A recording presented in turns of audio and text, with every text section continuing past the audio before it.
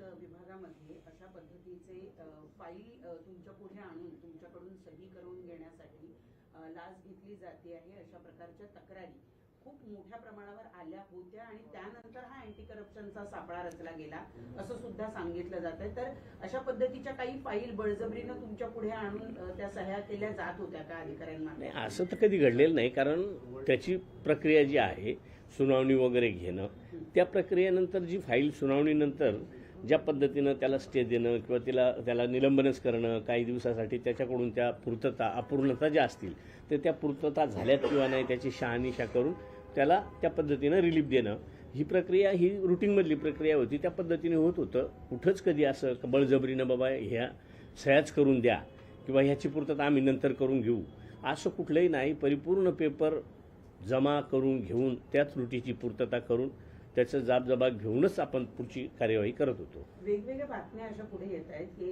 हे जे अधिकारी आहेत त्या अधिकाऱ्यांनी त्यांच्या जबाबामध्ये असं सांगितलंय की तुमचे जे OSD आहेत किंवा तुमचे PS जे आहेत त्यांना सुद्धा याबाबतची कल्पना होती, अशा वेगवेगळ्या बातम्या पुढे येत आहेत। काय सत्य?